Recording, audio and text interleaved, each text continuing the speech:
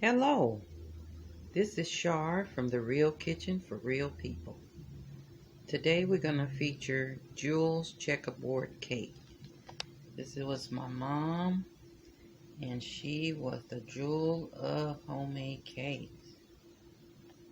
This particular cake was one of her favorites and always requested when we had family gatherings, and everybody would always want her to make this cake. So today I'm going to try to feature, in honor of my mother, the checkerboard cake, which we call the jewel. Okay, first we're going to have these ingredients I'll show you: carnation milk, baking powder, vanilla extract, Baker's semi-sweet chocolate bars. They're like in these squares. Okay, and also the cake flour and 2 sticks of butter, 1.5 cup of sugar, 3 eggs beaten, 1 cup of milk, and 2.5 cup of the cake flour here. It's sifted. Now she used cake flour. She always used cake flour in her cakes. She said that you don't use regular flour in cakes, but we're gonna try it with the cake flour. She said since she was the jewel of cakes, so we want to see if our cakes turn out as well as hers. Okay, now first of all, we're gonna turn our oven on 350 so it can be preheating, and then you want to spray 3 of your round cake pans, and at the bottom of the cake pan put your porcelain paper around the bottom of it. I'll show you here. Like, these are my pans, and I have cut the porcelain paper to go at the bottom. After I spray, I'm going to spray these first, and then this will stay down in your pan. Okay? And your oven is on 350. Okay? So what we're going to do first is cream the butter and sugar.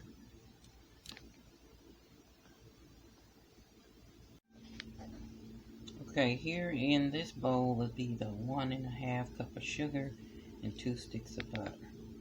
So we're gonna blend that, and then we're gonna add the 3 beaten eggs to this mixture.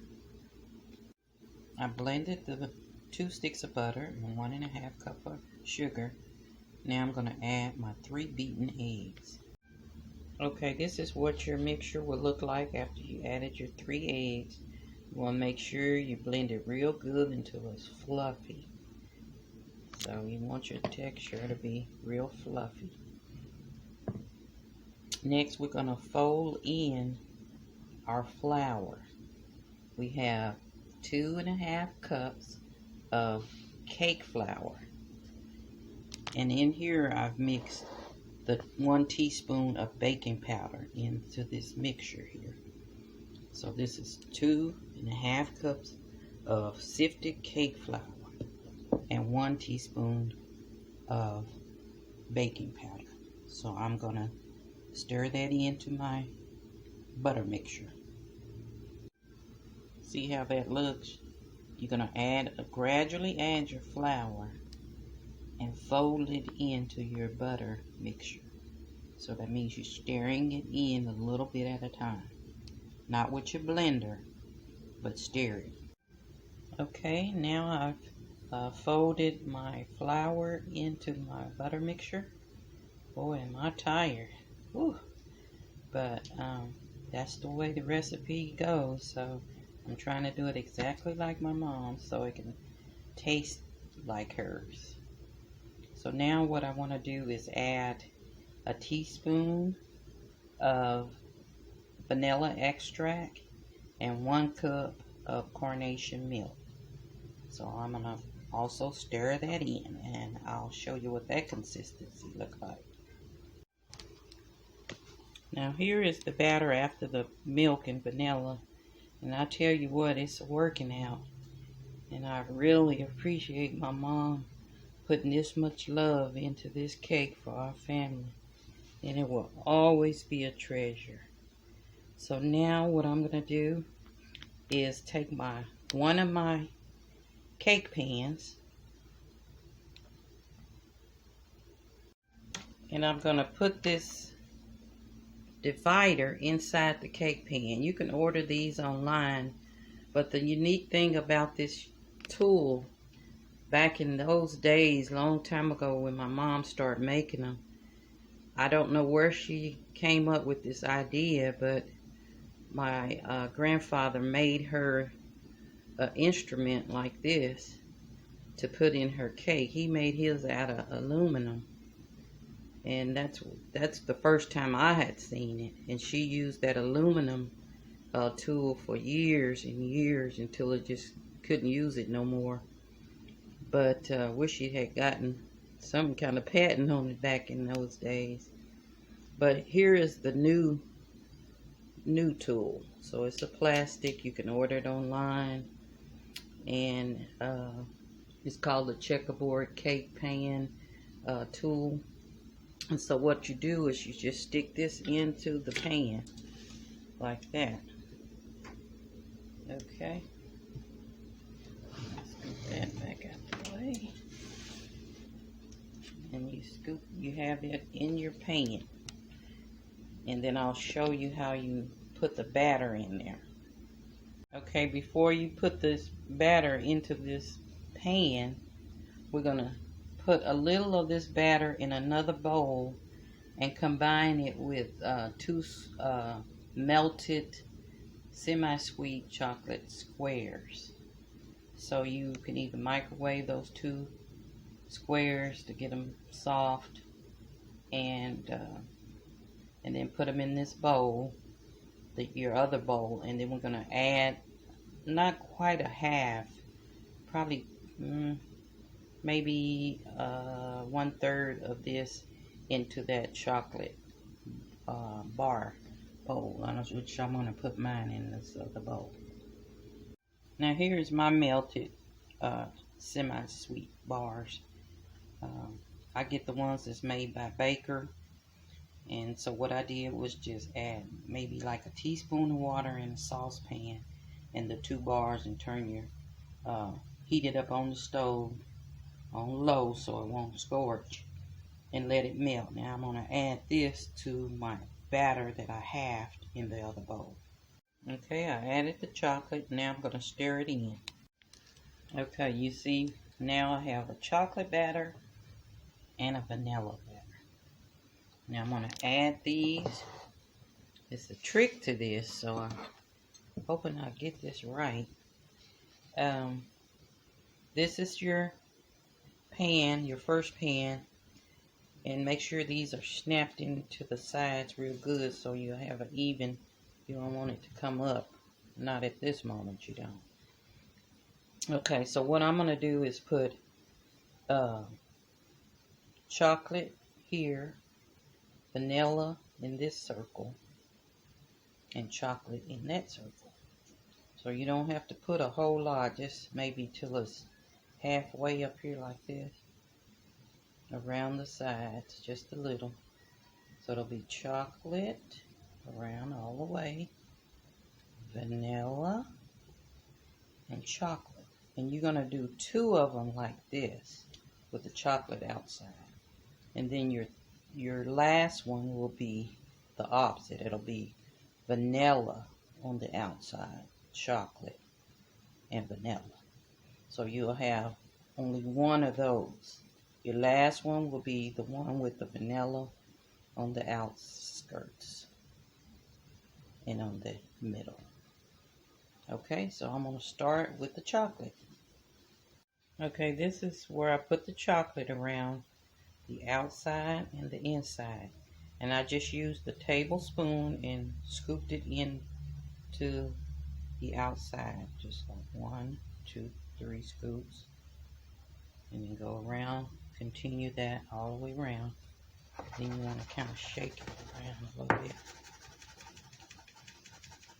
okay, and try to eliminate as much as you can the chocolate being over there. So I'm going to kind of wipe that off a little bit before I put my vanilla in the middle. I'm going to make 2 pans like this with the chocolate on the outside. Okay, this is the first one that's completed. So once you put all your batter in, kind of shake it around so it can be even in there.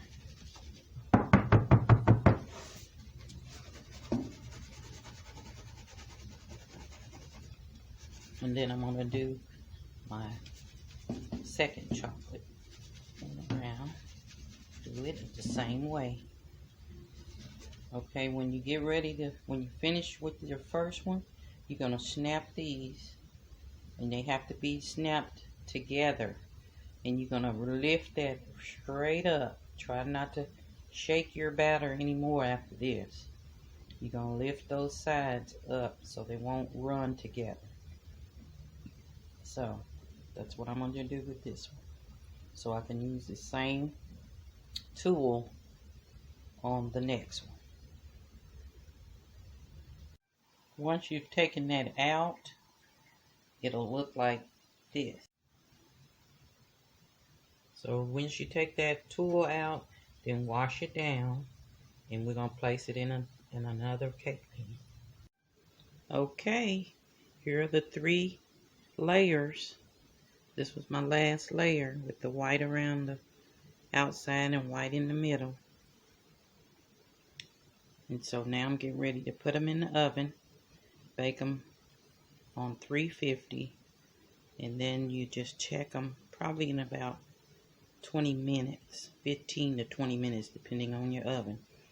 If your toothpick goes through, they're done. Then when you take them out, you're going to let them cool for about 5 minutes before you disturb them out of the pan.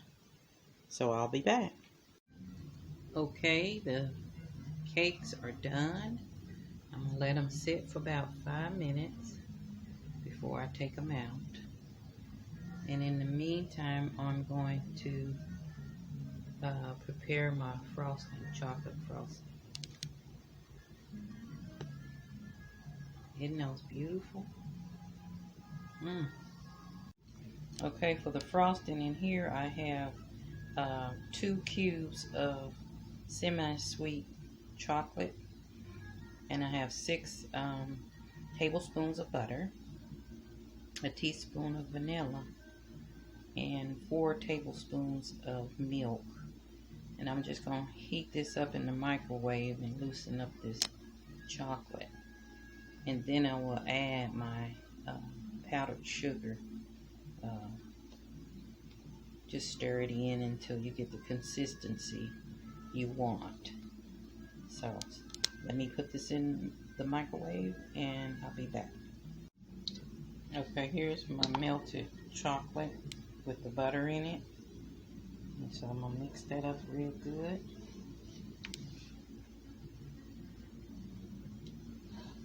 Okay, and then I'm going to gradually add my powdered sugar in here.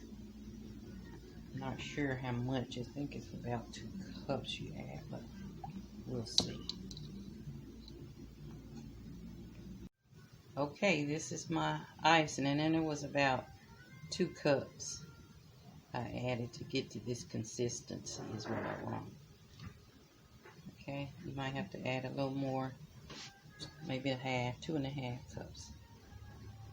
Okay, now I'm ready to icing my cake, so I let it cool for 5 minutes. So I'm going to take the first layer off out of the pan, which I did, and I put the chocolate down first. Icing this layer in the middle, lightly icing it with your icing. Okay, I spread the frosting icing on the first layer. Now I'm going to put the layer that has the vanilla around the edge next. I'm gonna take that out of the pan and put it on top of this, and do the same, icing the top. Okay, now I'm getting ready to add the other layer that had the chocolate on the outside, and then I'll ice on top. Okay, this is the final layer, and I'm getting ready to ice it, but first I'm gonna go around the edges to icing it, and then I'll ice in the top last. So I'll be back. This is a very tedious cake, but it's worth it, believe me. I'll be back. Okay, I'm finished icing, and this is how it looks once you finish icing it. And I'm gonna let it sit a bit, and then I'll plate it. Looks fantastic. Okay, here's the final product. See the checkerboard inside? Isn't that gorgeous? That's my mama. Made that checkerboard jewel, the jewel. So now we're gonna have the taster. You see that big slab cut out of there? Now he's gonna taste and see what it tastes like.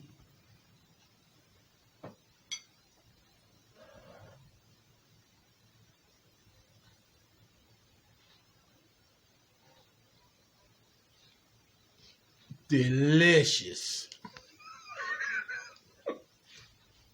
Oh, how many thumbs?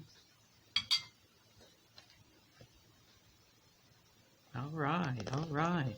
So remember, if you like it, hit the like button, and be sure to subscribe and be patient with this cake, because it is a challenge, but it's so rewarding and it's fun to do.